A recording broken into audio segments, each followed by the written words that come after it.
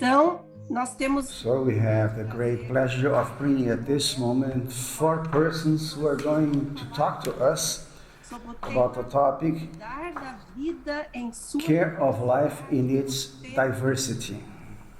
O nosso tema de hoje do painel. So the topic of this panel is care of life in its diversity through education. As The persons who nós we vamos are going to have with us at this moment are são pessoas persons from different places. e elas And they're going to bring us talk a little about dreaming about a possible and better world. But just dreaming about a possible and better world is not enough. sonhar Dreaming alone is even more difficult. ainda. Therefore, together, Juntas, as Protestant leaders connected to Japan Reformation, we can sow imagination, sow possibilities, sow experiences, experiências, same hope esperança, for a future that is today, a possible and better future. semear a esperança. Sowing hope leads us to challenge the status quo, our own ideas and our own actions. Nossas ações. Sowing hope means to encourage each other, to embrace each other, even if we are separated by a screen, and it means acting together. Não Let us not que a vida deceive ourselves and think that life will become easier, but let us equip ourselves to deal with it. com ela. At this moment, 4 persons 4 pessoas from different backgrounds, formações, trabalho, works, experiences, places, and ages idades, are going to bring us examples of actions, of seeds of hope, para nos in order to inspire us and equip us to lead with life, to deal with life. trago e I apresento bring here and introduce the 4 persons who are going to talk to us. Amanda Costa. She graduated in international relations. Amanda undertakes Perifa Sustentável. She's a presenter of Direto da Base, columnist of a young news agency and One Planet. She's a leader of forums with less than 30 years of age. She was born in São Paulo. At this moment, she's representing Brazil at the 26th 16ª Conference on sobre mudança Climate Change of the United Nations that is taking place in Glasgow, Scotland, United Kingdom. Amanda will be with us from Glasgow, A segunda talking from Glasgow. The second person is Andrea de Vita. She has a PhD in philosophy. She graduated in theology by ICEDET in Buenos Aires. She's also graduated in Oriental Studies at the University of Salvador. She's a professor and researcher. She's a specialist in Arab and Islamic studies and history of religions. Her works of work and interest are public policies, religions, and cults. She's a member of the Ecumenical Regional Center for Action and Service. At present, she's an advisor of the de assuntos Department of Parliamentary Issues of the Foreign Office of Argentina, the Argentinian government. The third person is Alvori Ahlert. He has a postdoctorate in education from Unicinos in São Leopoldo. He has a PhD in theology from Faculdades Est, also in São Leopoldo. He has a master's degree in education and sciences by the University Unijuí. She pela Faculdade de São graduated in theology Paulo e associado at Faculdades Est. He's an associate professor of the State University of the Western Paraná. He's active in the areas of education, philosophy, psychology, ethics, bioethics, and citizenship. e And Benilda Brito, our 4th person, she's an activist of the feminist and black movements since the 1980s.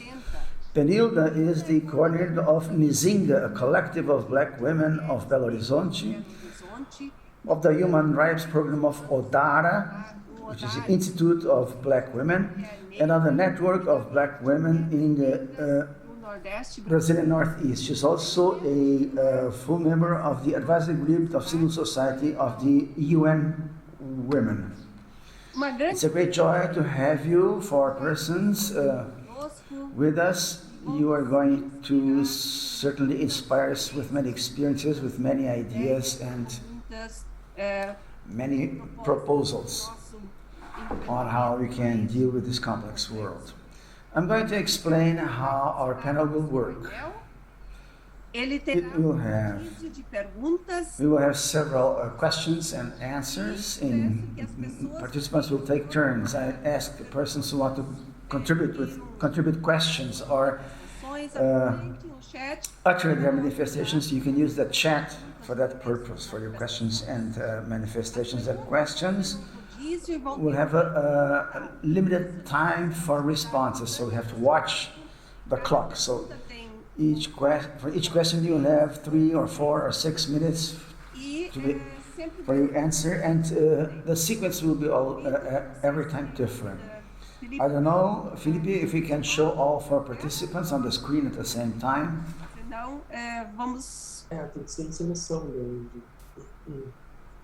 So the first question that we're going to ask now to the 4 persons is the topic of the panel is caring for life in its diversity through education. This topic has to do with the career of education and practical activity of your daily lives. In which way does this topic has to do with your life, your practice, and your education? First, I invite Benilda to talk for 4 minutes, then Alvori, then Andrea, and finally Amanda. So 4 minutes for each participant. Benilda, please. Well, that's a challenge. Good morning, everyone. It's a great pleasure to be here. I want to like all people from this seminary in the person of Jani. My partner, I would like to say that today is Saturday. I am in Brazil at this moment in Belo Horizonte, Minas Gerais. And for us, I am a religion of Keto. I'm a black woman of an Afro-Brazilian religion. And for us, today is the day of the Yabás, the day of Orixás, that we worship, who are women. Today is the day of Oshun, the owner of the sweet water. It's the day of Nana, the one of the clay that gives lives, a new beginning. It's the day of Iemanjá, it's the day of Yansan, my mother, who is the owner of the wind. It's the day of Oba, who is the owner of wisdom. I say this at the beginning to talk about this important topic of the seminar, to highlight how important it is in the African culture, in our black culture, our learning from nature, learning from spirituality. I am a granddaughter of Dona Benilda and daughter of Dona Zenilda. The black women have a fundamental role in our education, in our training, to guarantee not only hope, but in order to guarantee survival. We are a people. I'm a black woman who is who has survived several forms of violence.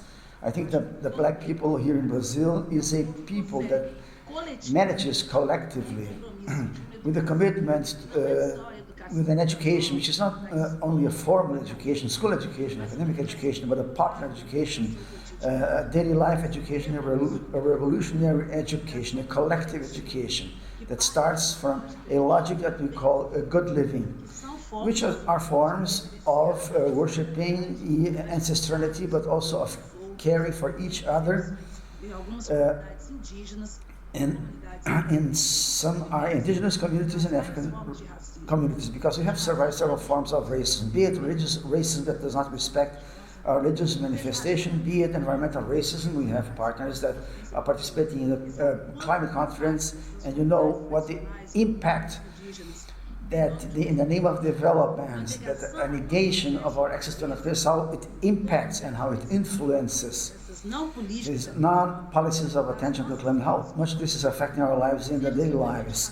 We are survivors to structural racism of a country that invaded the African continent and was the last one to abolish slavery. My grandmother taught me very early that I had a collective commitment with my people, that the fact that I am a girl and the poor and the inhabitant of the periphery made me to have a different form of interaction with the world, which is to think about my people, to struggle for my people, to guarantee basic rights, mainly the right to life. So very early I became an activist, and I only studied pedagogy, only went to education because at that moment we thought 34 years ago that we needed to have training and education in order to struggle against racism and guarantee a better life for our people.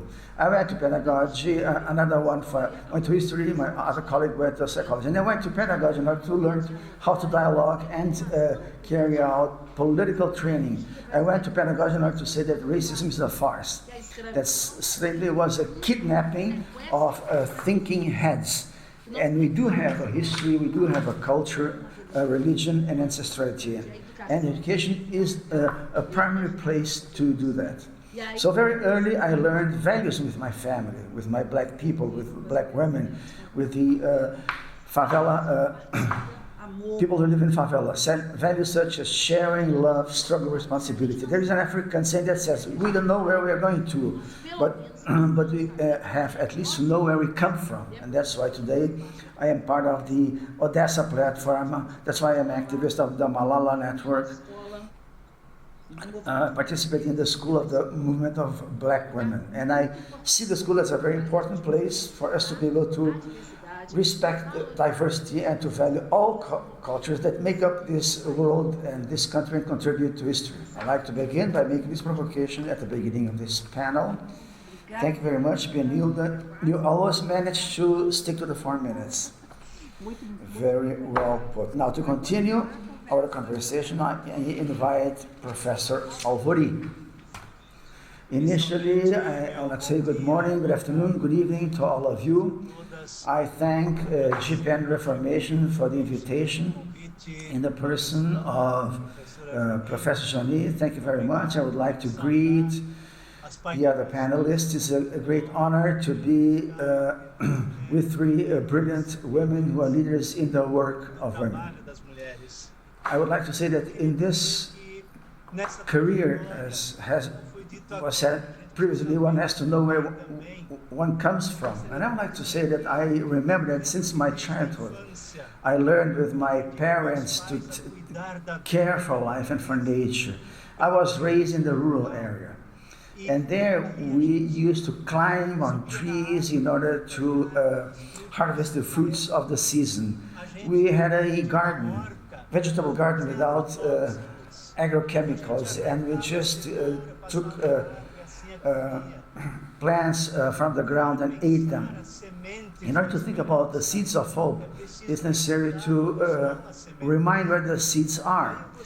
And in this sense, I would like to tell a little about my career and life story, because this is also to do with the topic. And I'm very grateful to the network of Lutheran schools, because my whole educational career took practically place within the network of Lutheran schools as a scholarship holder. My academic career was only possible thanks to the excellence of the teaching and learning that I was afforded by the Evangelical School of Ivoti in the state of Rio Grande do Sul. Today is called Institute of Education. In Ivoti, this school helped me to develop the 4 competences that schools should reach according to UNESCO. I learned to be, which means to develop the identity and the self-esteem, self-confidence, self-concept, self-determination.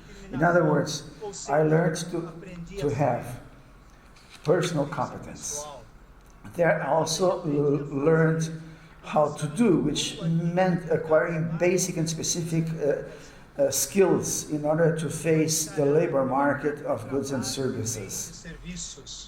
There, I also learned to live with others, which means the development of interpersonal and communal relationships, of communicational action, of knowing and recognizing the other in a communicational way. I also learned how to learn, which means learning how to go after knowledge. I learned how to know the knowledge, which allowed me to access information in all manners, in the library, in the dictionaries, in the periodicals, in the computer network. Therefore, I would like to say that this education transformed me into a being of hope. And this I would like to share from now onwards. In the context of the church, I learned that the events of the so-called sharing together, which were big youth camps, I learned the concern with the environment, with the care of the environment. In 1982, at the event of young people camp in Rio Grande do Sul, an agronomist taught us to make biodigesters in order to take care of nature in using this tool.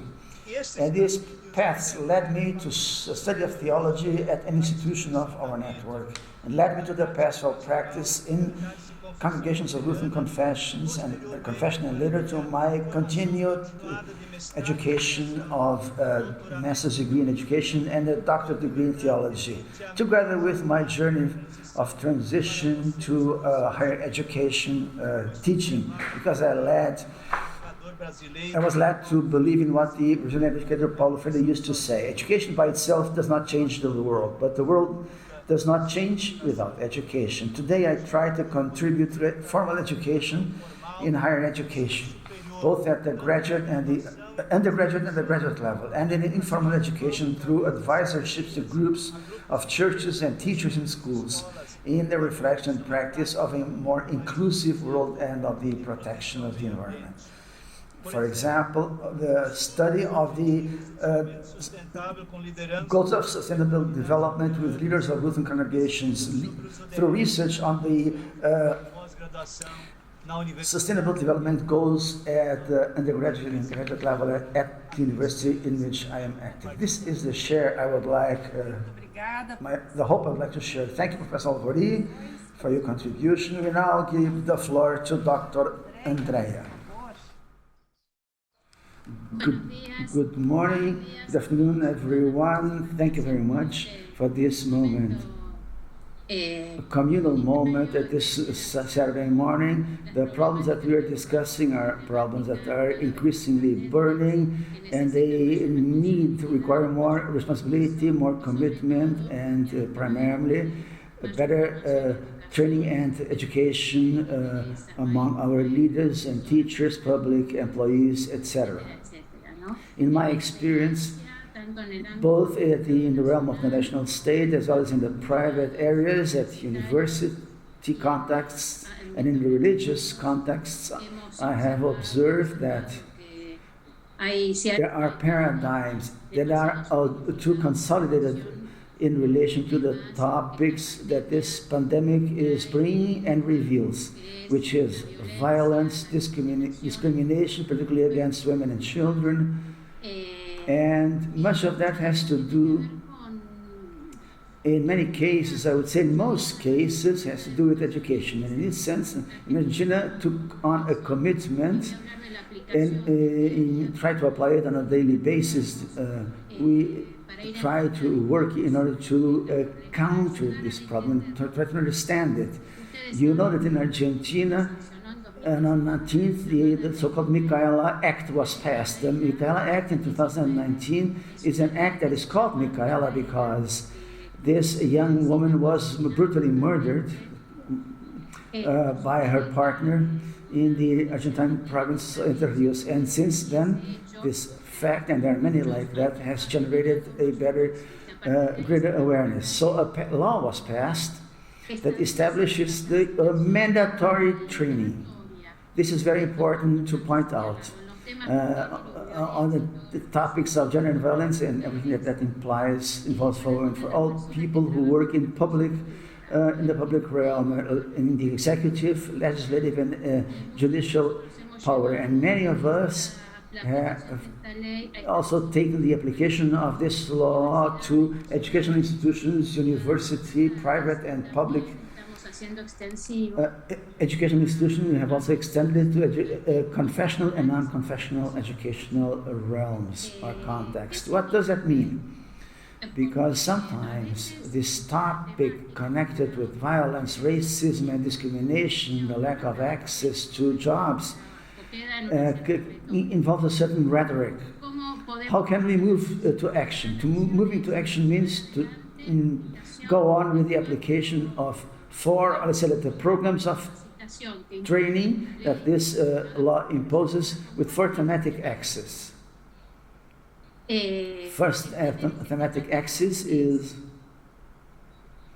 in which way should we educate the persons who are in charge of the educational institutions and employees of the national international normative framework on human rights. So what are these laws? What do these laws say? Whether they are enforced or not. And the second thematic axis is introductions to the gender perspective. That is the basic concepts: labor division, sexual division of labor, power relationships, differentiation and inequality in access to the labor market, conflictiveness due to ethnic and religious reasons, and so forth. The other thematic axis is the approaching gender-based violence. These are crimes of hatred, violence as a product of inequality in the division of power. And the other thematic axis is gender and human rights. In other words, what are the good practices for the implementation? What are the tools that we can use? What are the basic resources for training and guidance? What are the pedagogical strategies and methodological strategies? In other words, these workshops tend to reveal and demystify and to train leaders who at the first stage or are national public employees, but it has been extended also to other realms. For example, mainly into the realm of education, because we have observed that teachers, university professors do not know sufficiently what these international laws on human rights mean. What is gender violence? What is discrimination? It seems very basic. Nonetheless, we have found that this topic for the most of these leaders is a novelty, although it is a very old and painful topic. Violence against women, and in a broad sense, family violence, and so forth. So in this sense, the application, the implementation of these workshops led by specialists and experts from the point of view of sociology, psychoanalysis, etc.,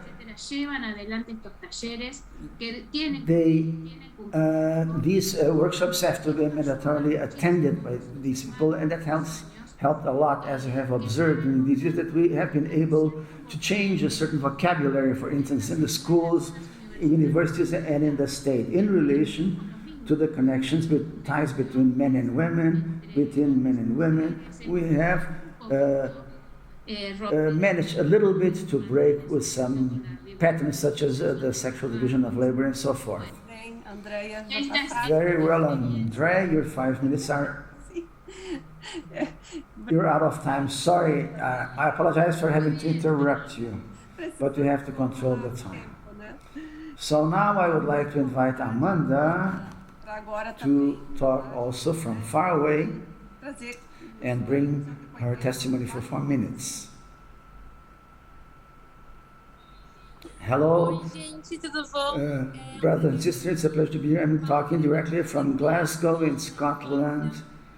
And today we are talking about the climate. I talked with my friends that I came here because for me it's very important here to be with you and to be able to share about I apologize for the noise, but we are here in a bar and restaurant, but so I said I have to go there, I have to attend this meeting because I have to meet these people and share my experience. I'm sure that it's going to be good, it will be powerful on both sides.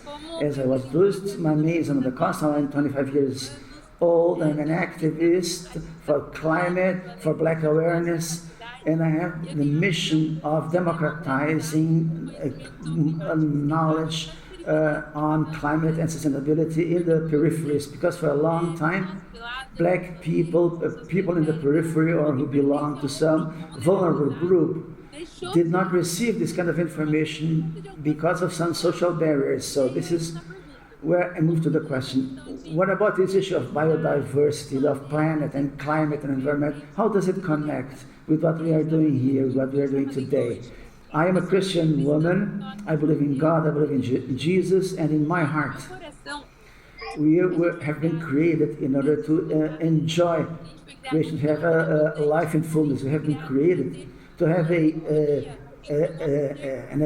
symphony between our beings and nature. But unfortunately, because of our present economic development model, in other words, because of the patriarchal, heteronormative, capitalist, and white supremacist model, human beings put themselves on the top of the pyramid and began to usurp everything that came from below. So the women were put below, the animals, the natural resources are put at the bottom of the pyramid. And this system generated this multiplicity of crises in which we live. Climate crisis, environmental crisis, economic crisis, crisis of democracy, sanitary crisis, health crisis. So we are facing COVID-19 at this moment. Every day, before going to the UN conference, I have to make that test, that horrible test. And I think, oh my God.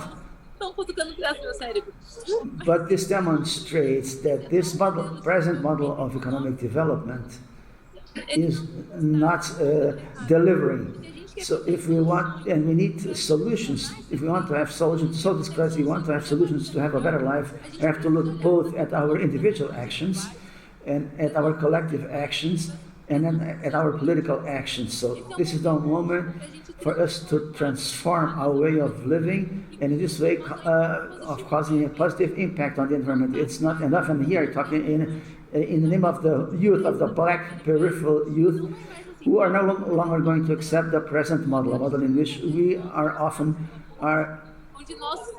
in vulnerable positions in the job market. For instance, we have seen in the previous years, recent years, the increase of informal labor. So I talk in the name of these young people who are going to claim their rights, are going to build a more inclusive, collaborative, and equal reality. We can no longer just sit and let life pass and have just a job and just attend the university. My generation, the youth do not want jobs, they want to live for a cause. Today here we had a march with thousands of people claiming from the decision makers more inclusive policies of care for nature, because we don't accept this. Unfortunately, my generation is suffering because of eco-anxiety, with the psychosomatic illnesses, depression, panic, syndrome, and so forth. This is a fruit of our present model.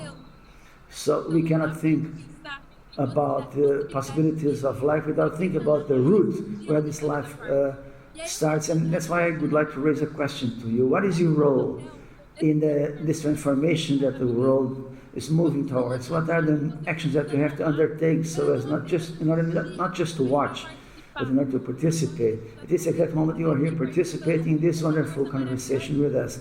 But what are you going to take from this? What are the actions that this conversation, this panel is going to bring into your life? Because it's not enough to look, to watch. We need that each person takes a stand as an agent of transformation, who is actually going to bring a change at the local level, in the territory in which they are inserted. Be it in the academia, sometimes in the school, sometimes at the university, sometimes in your place of work. But we all are agents of transformation. We all have now to take a stand. The world is moving towards this change. The changes are already taking place. I see young people in the whole world talking and doing these actions, taking attitudes and taking a positioning in a bold and assertive manner. But I'm here to claim these rights. Often they put on the shoulders of young people, this role of transforming the world. You are going to save us, but I don't want to do this by myself alone. I need support. I want to have the humbleness of sitting down with that person who's more experienced than myself and listen to her or him, but I would not have this person look at me as a child, because I also have the boldness and the legitimacy and the authority and the mastery of sustaining something in which I believe in is part of my work. So in the same way as I want to sit down and listen to, I would like to be listened to. So now, finishing, then I would like to raise a provocation for you. What are you doing for this transformation of the world? For that integration between environment and human beings. We cannot continue using the same model of exploitation that we have had so far. It's time for change. Change is already taking place, and the question is, what is your role in your transformation? I'm sure that it's not simply just watching. Thank you, Amanda, for your first contribution. That was very motivating. So we move to the second question, the second round of questions. The question is, did the pandemic teach us something different? Are we going to leave the pandemic in the same way as we got into it? What prospect do you see for the future? And to answer this question, I begin with Alvori and ask for his comment. This health crisis revealed the lack of governance, environmental governance, and demonstrated that human health and animal health cannot be dissociated. The reactions at the world level provoked deeper discussion about the role of the state in the protection of the most vulnerable people. However, in many countries, groups of the extreme right with negationist agendas and anti-scientific agendas that are in power manage the pandemic and environmental crisis according to their own political and ideological agenda associated with economic policies that are ultra-liberal aiming at dismantling the state.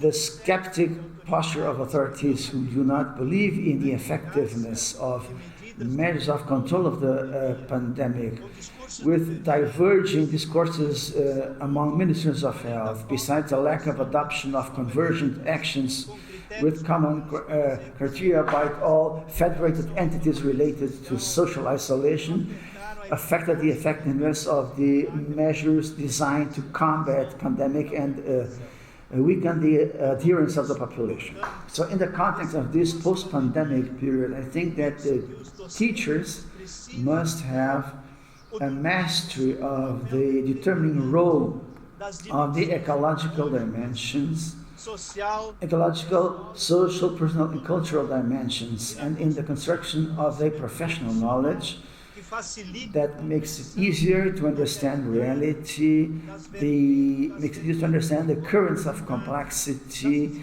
the uncertainties and the ambiguity that characterize the educational acts in this post-pandemic period. At the schools, at the universities, the academic year of 2020 was highly affected. Without face-to-face classes or activities, many students, regardless of their school educational level, had their performance compromised because they depend on an infrastructure to which often they did not have access.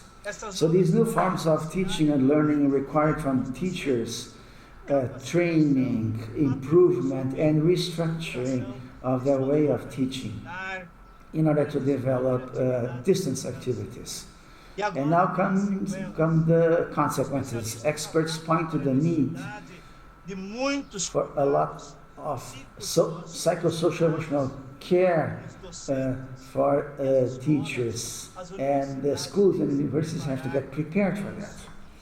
We need to leave the period of the pandemic convinced of a radical change in the way how we interact with each other and with nature, with biodiversity, with the models of hyperconsumption, and we have to rediscover with a lot of dedication, have to rediscover solidarity and care.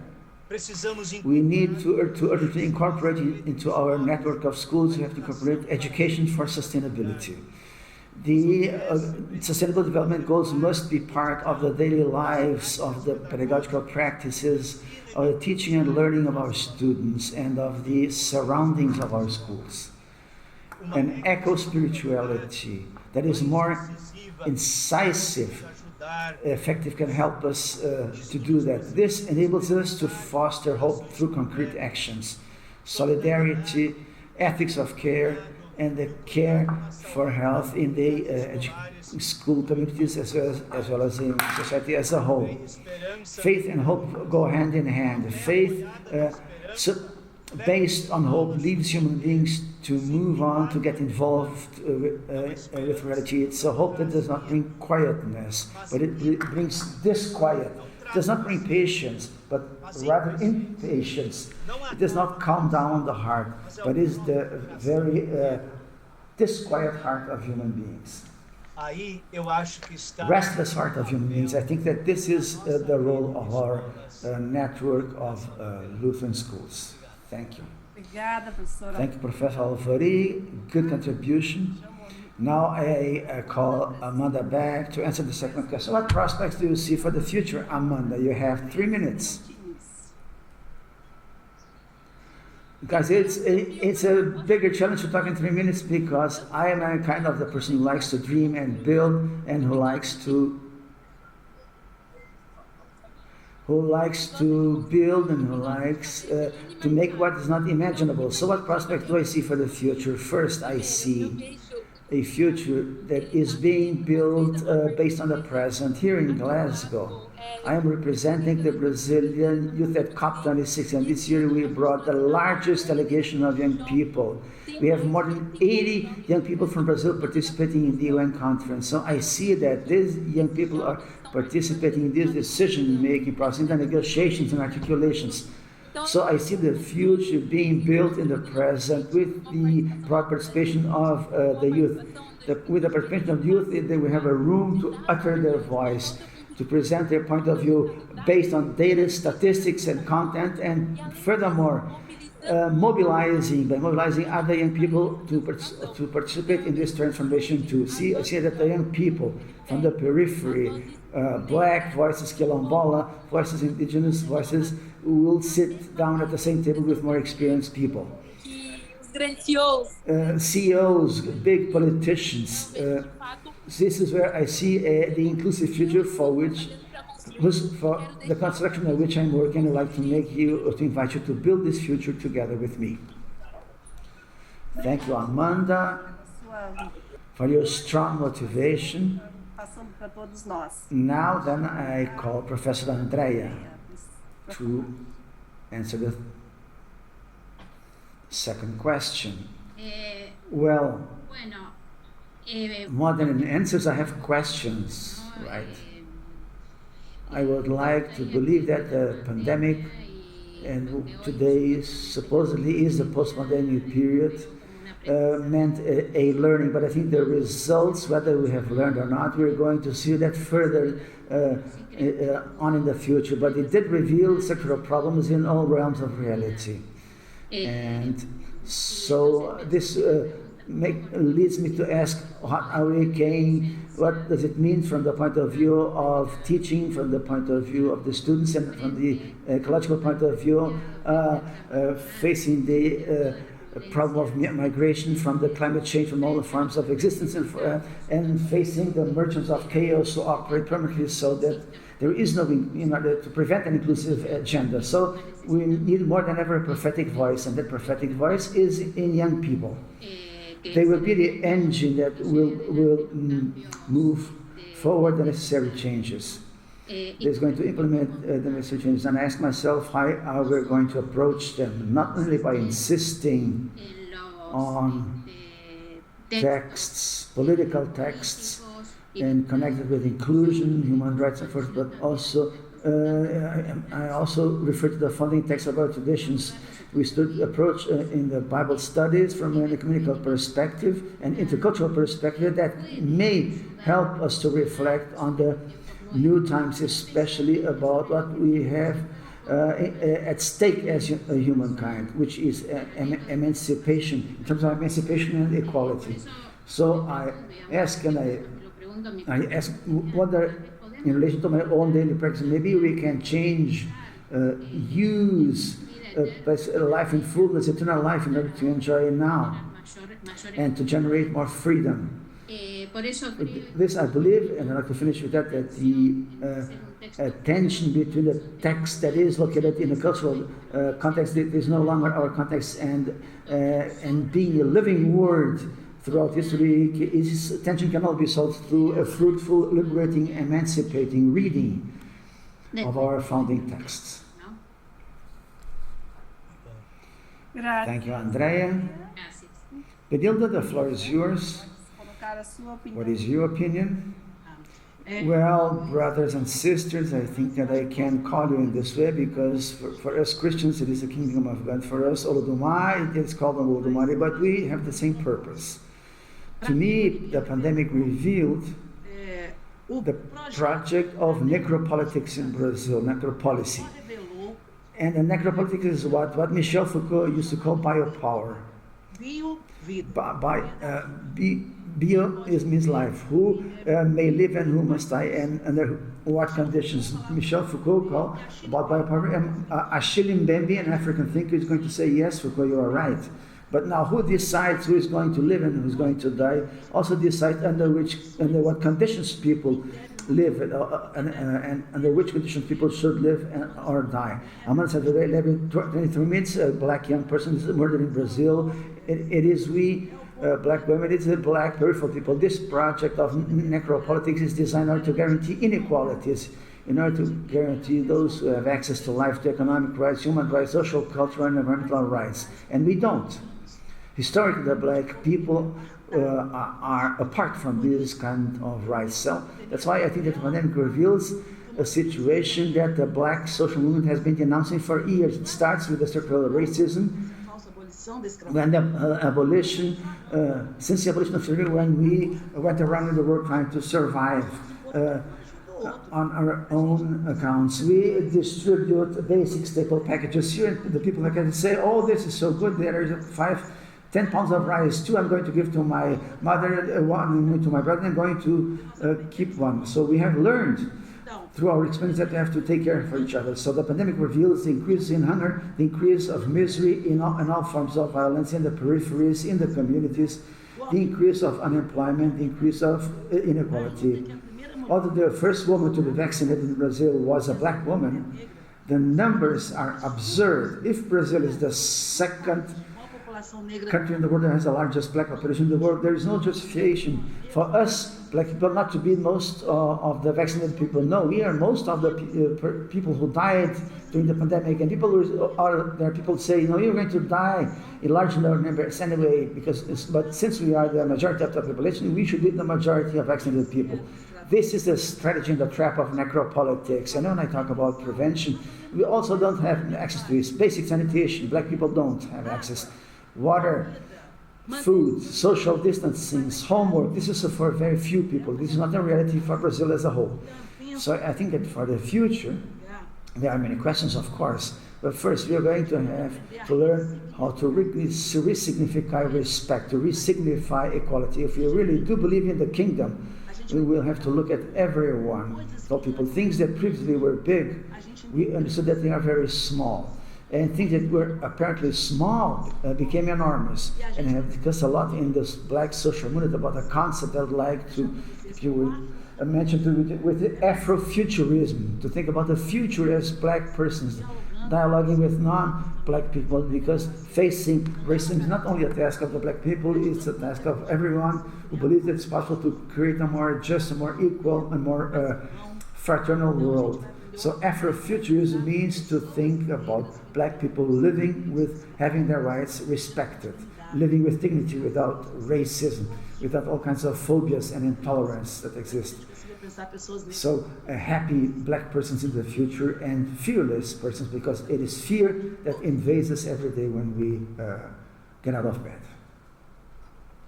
Thank you, Benilda, for your provocations, their contributions, and reflection. Now we move now to the third question, first round of questions of this panel. The third question, or before I ask the question, I would like to reinforce, to stress that those of you who would like to ask a question to the panelists, please do so on the chat so that we can read them at the end. So the third question is this: how can school education, higher education, and also informal education, how can they sow hope in such a complex time? How can education in general sow hope in this complex time? We begin now with Andrea. Yes. Well, how can we educate in order to sow hope? Sowing hope means, in educational context or spheres, to promote, in my point of view, and I believe also this has already been said by the other panelists, to promote the deconstruction of these categories. We have to value dialogue, the educational political practice, and the systematic functioning of the models and patterns that prevent an emancipatory education.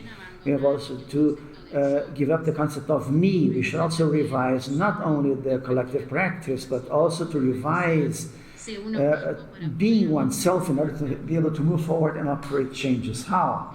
It is key to revise the vocabulary that is used in the educational spheres, that they are not the words that are discriminating that we use every day. We have to integrate new concepts to help us to identify new approaches. We have to implement playful activities. We have to implement participatory activities that tend to inclusion, to the possibility of listening with patience, respect, and attention to the claims of educational sphere and of the students. Above all, and I think this is the engine for sowing hope, we have to understand that the construction, a collective construction of knowledge and of teaching, we must have fruitful spaces. We have experienced this throughout history. We have advanced in many respects. We have then sought to value the personal and collective and communal experiences in education. We have to make an effort to take a stand. We have enough texts and teachers in our respective countries that can help us. And take positions for a critical pedagogy. That would mean to constitute the strategic agenda in order to review the domination patterns of social production and reproduction. So we are called to double this effort in all realms, beginning with the state and its public policies, at the universities, in the formal and informal education, and so forth. So reconstruct, relearn our vocabulary. We have to learn how to teach and how we convey and how we communicate the possibilities of emancipation. Thank you. Yes. Thank you, Andrea. Amanda. Now, sorry, Benilda, it's your turn to answer this. So I think that practicing hope to me is synonymous with love, with affection, and synonymous with movement, with fostering hope, as Paulo Freire put it very well. I think we must practice love in order to guarantee hope. Practicing hope means to revise our pedagogical rituals, mainly, to revise our curricula, to review our daily postures, our posture within the classrooms with our students. The teachers look at the black person at the basic education and don't believe in them is contributing a lot to the lack of hope, because learning and teaching have to do with affection, have to do with touch, have to do with respect, with evaluating the various forms of knowledge that are within the classroom, the various gazes that come from outside. So you have laws. Yesterday it has been very well put by an indigenous person, I don't remember her name. She talked about the law 11,645, the law 10,639 from 2003 is a law that says that we must use the space of education as a plural space, as a diverse space. We must seduce our education professionals so that they understand the schools as a plural space. If we are able to do that in a safe climate where people are able to express their feelings when they can break with epistemicide, they can understand that bullying is one thing, it de-characterizes, but racism dehumanizes.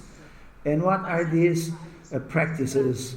So Phyllis, when I silence when facing violence, when my curriculum is not inclusive, when I devalue other cultures, when I legitimize epistemicide, I think that practicing hope has to do with movement. It is a political hope. It is a revolutionary value. It is a daily practice of revision of practices and postures and behaviors. A gaze, a look, a smile, an investment, and it makes a lot of difference for our future. Thank you, Benilda. Amanda, now it's your turn. What is your opinion? I am very happy when I hear Benilda talking, because we cannot think about hope without thinking about the fighting structural racism. Often people say, but this is how our society was formed, and as soon as we are aware of that place, we can really be anti-racist. What does that mean? To be here at this panel to call Black women to share their narrative. So this is a first step. The second is to build projects, programs, activities together with these people who have long been silenced, excluded, and oppressed. But we have to bring the narrative of these people into the center stage. So that for those of us who have, for us to have hope, we have to listen to the people who have been silenced for so long. So for me, how can the schools, how can education bring that hope? First, by listening to those who are in the territories, who are at the grassroots. Brazil it values academic knowledge. Our society values the institutional knowledge, the formal knowledge. But also there are various forms of knowledge. There is ancestral knowledge, this knowledge of my forebears, of my matriarchs, the knowledge of the Black populations, forms of knowledge that often are not present in the academy, but that do have the same value and have the same depth. I would like to make another reflection. If you ask a child in Brazil, what is their great dream? Many will say, now, I would like to go to Disneyland, I would like to travel. But we have so much richness in our own country. We have the Amazon that often remains outside of those dreams. The Amazon is ours. Unfortunately, talking about climate justice, as an activist, climate activist, I must say that Amazon is burning. It is being deforested. We are losing biodiversity. How can we talk about that in such a chaotic scenario? By making a call and a provocation so that you take a stand. So that we value the quilombola knowledge, the indigenous knowledge, so that we understand that these forms of knowledge are as valuable as the traditional forms of knowledge.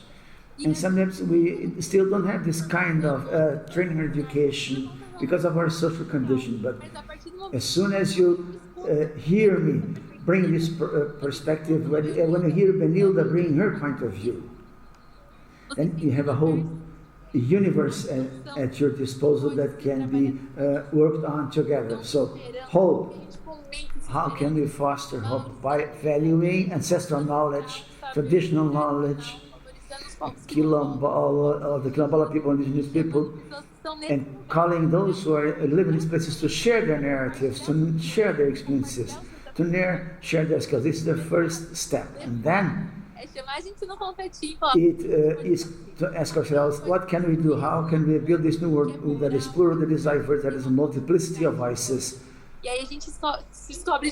So we can only do that together in a collaborative manner. Thank you, Amanda. I give the floor now to Alvori to bring his opinion.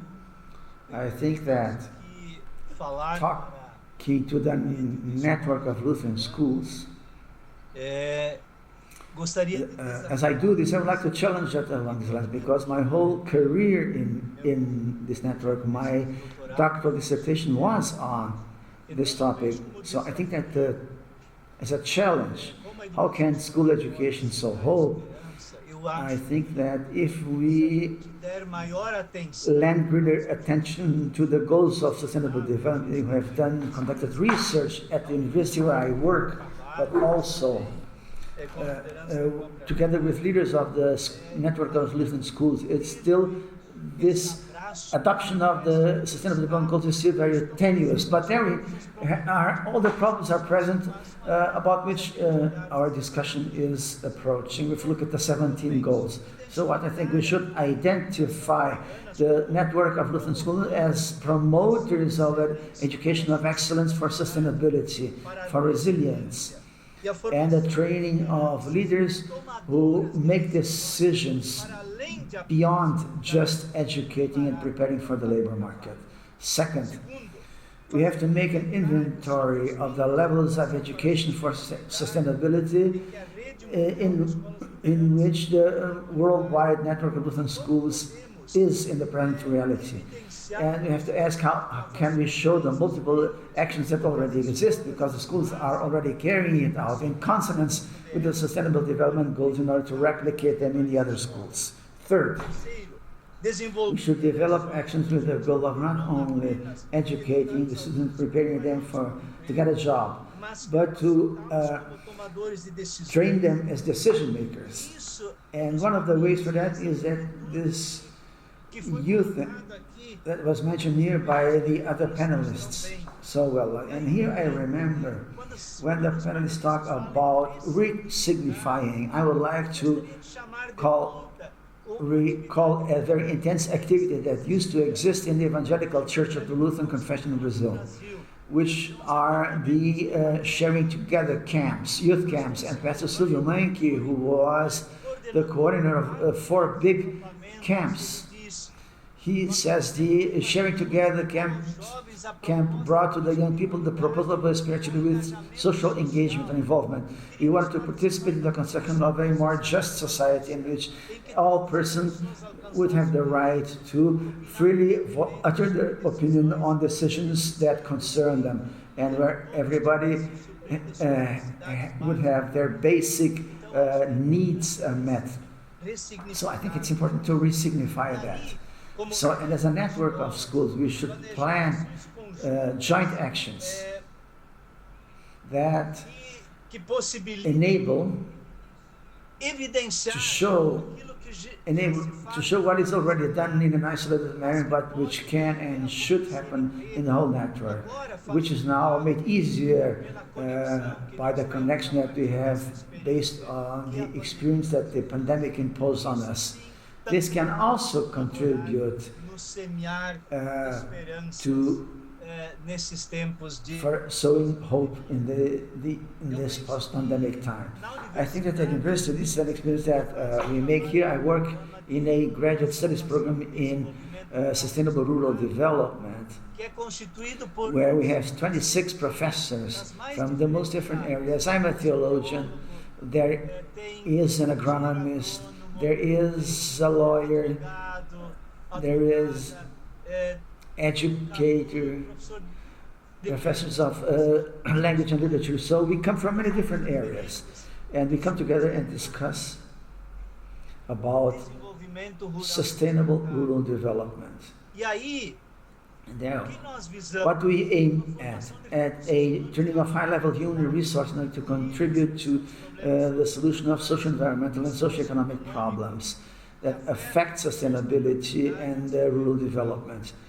That's the reason why our methodology of teaching, research, and extension is structured interdisciplinarily, that aims at the interrelation of processes of forms of knowledge and practice that goes beyond the field of research and teaching in the solving environmental problems and the development of science for sustainability. It's a scientific cooperation regarding the contents and methods to be developed by scientists in cooperation in order to provide a potential for problem solving that is more appropriate for the objects that are determined or defined together. And here at the program in which I work, we seek the interaction, the interdependence of the various areas of knowledge through relations of cooperation, synergy, and combination in the representative of space of professionals from different areas to carry out a collective effort to build knowledge for a sustainable rural development. Because as a higher education institution for higher education, stricto sensu, we have the responsibility to offer an education for sustainable development in the context of the goals defined by UNESCO, and that requires an interdisciplinary approach. So in terms of challenge, for having hope, I think that these are small seeds that may contribute here and there to achieve a better and a happier world, a more inclusive and happier world. Thank you, Alvori. This was our last question. It's already running. We're late of time. Verificar aqui. Time, I'd like to mention that there are lots, many words of praise, many manifestations about your talks on the chat, many words of thanks. Many of your contributions were re-signified in the words of people who wrote to us. But we have one question, and that I would like to include in your answer to your last words, in your final message, so to say. The question is put by a teacher called Soraya. She says there's a question that has to do with the person of the teacher. Alvori mentioned the issue of the emotional health of teachers, but I would like to ask you to elaborate on this question from the following perspective. In Brazil, the figure of the teacher has been stigmatized, attacked, silenced, also because of their social condition. And here we are, as leaders of schools. What actions must occur, actions that give educational professionals freedom to raise these important problems? Because we always say that teachers must act. But with the structure of the Lutheran and Protestant networks, school networks in general, how can they be a space? How can we offer this space? How can we sow hope in our interaction and work with teachers? So I would like you to include this question in your final message. As a message to these leaders, not only Lutheran ones. Here we have Protestant schools, Anglicans, Methodists, schools that belong to different networks in different countries. What message would you like to leave to these leaders, who to a large extent are also teachers? A final message. Perhaps trying to answer this question raised by Soraya, what must we do in order to sow hope among teachers? Amanda, would you like to give your final message very quickly, very briefly? Guys, this is a challenge to answer this question in 1 minute, but to summarize, we have to remove Bolsonaro from the presidency because the present government attacked the universities, has facilitated, it promoted cuts in health and education. So we want to change the view that Brazilian people have of teachers. For that we have to change our governance, and that's the message I would like to give to the world. Not only to Brazil, we have to understand politics, we have to position ourselves as political subjects, because if we don't do that, other people are going to decide about our present and future in our place. So I'm going to answer this question from a different perspective. How do we work within our context, with our students, in our schools, in such a way that we develop political citizens who will understand the local, national politics, who are going to be strategic persons in order to have a local bearing and have an impact on the global level. It's a big challenge. So if you want to talk later on about this, please look up for me in the social networks, and I will be immensely honored to think with you about solutions together with you. Thank you for the condition. It was an honor for me to be here. Thank you, Amanda. Please put your contacts on the chat. This also applies to the other panelists. Please write down your contacts because maybe some people would like to get in touch with you. Benilda, can you say your final words?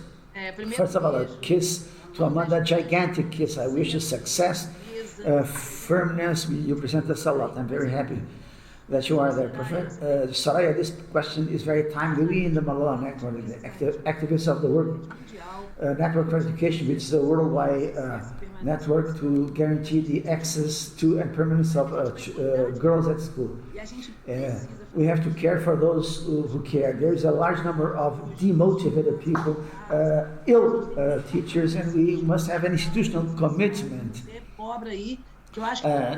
Soraya mentioned this, and she is fully right, because we have the commitment of the institutions, because there is only inequality when the institutions legitimize silencing, carrying out forms of training, exchanges and dialogues among students. So we have to have this look of caring for people who are. Part of my message was done in Angola, and there I learned that spring, contrary to what happens in Brazil, we are in the midst of spring. Contrary to what many people say, it's only the season of flowers. Yes, it is the season of flowers, but why? Because the sun is exposed for longer periods of time. Doing what? Strengthening the soul, the seeds, animating the seeds, stimulating the seeds so that the flowers are born colorful. So the spring is a period of fecundity. I hope that the moment at which we are carrying out dialogue is a moment of taking care of the seeds so that they can become fruitful, and so that we may fulfill the first commandment of God's law, which is loving God and above everything else, and loving the neighbor as ourselves. In this respect, it makes no difference what is your race, your sexual orientation, your creed, what is your age, what is your origin, your background. Neighbors are those who are close to us, because we have also learned that when the seed is thrown into good soil, the tree, the plant that is going to grow from there, is going to be a strong plant. So that I wish that we may continue taking on this challenge of throwing seeds in order to fertilize soils, to guarantee respect, equality, opportunity, and have a good seed that guarantees a very effective fecundity. Thank you very much for the opportunity, and resistance always. Muito obrigada, Thank you, Benilda. Alvori now. It was a pleasure, a joy, great joy to participate in this event. I learned a lot with my co-panelists. And to the leaders, according to the question, I would like to challenge them to value very much the work of teachers at the schools. I think that although, in spite of all critique that is done of us, I think that from early childhood, the families, they have a very good relationship with the teachers. And this is what we must encourage. So the leaders should have programs designed to encourage among the population in the school community the importance and the value of teachers. I think that that's the way to go. Now, as far as, and this also applies to the issue of care, we should have programs of psychosocial emotional care for teachers. In the public schools, fundamentally, and also in the private communal students, we should have programs of care at this level are fundamental in this post-pandemic period. This has to do with the valuing. We have to debate with society about the importance of a salary with dignity for teachers. I'm going to say I'm from the public area, and a public university professor. Now, for 6 years, my my salary is frozen. There is no adjustment to the inflation rate. So this is also occurring in the network of public schools in my country. So this is a disrespect to the teachers and to what they represent for education, for quality, a liberating education. So we must discuss this with society, and the leaders must facilitate this, must to help people to think about this. I would like to say to all of you, and I use for that the words of Pastor Dr. Rosanne Blech, my friend and colleague of ministry. She said, one of these days in a conversation with her, I wrote down this quotation. I would like to read it as a expression of hope. She said, there is only life in love, in care, any profound and intrinsic connection with the cosmos. Otherwise we kill, we get ill, and we dry up like dry branches without sap. Nature is our mother and everything comes from it. The path of life requires a return to this big system. The native originary peoples have never lost this insight. In them lies the key for us, for our liberating solution. And this I bring as the final words of my participation.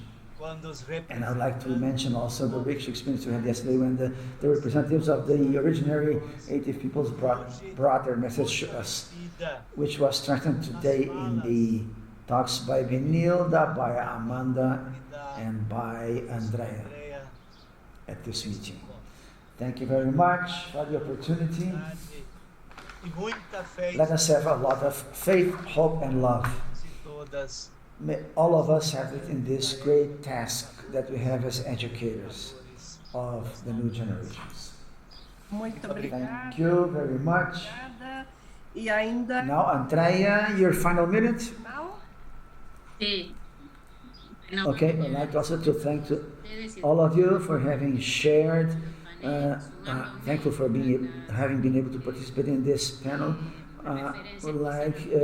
Besides what my colleague said, I would like to mention that we should not lose sight of the fact that climate justice is connected with social justice are elements that should lead us to territorialize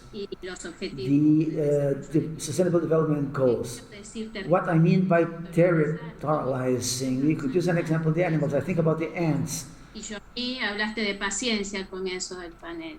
We have to establecer estrategias. Employ work strategies, to work with patients, to be laborious like the ants, to have to revise our vocabulary, to reflect on it, and most of all to carry on an educational task with the teachers, and have a self-critical, to revise our paradigms, to revise the authoritarian paradigms that we may have shared. And besides saying that, I join the words of my colleagues, we should understand that the environmental crisis is associated with inequality and violence.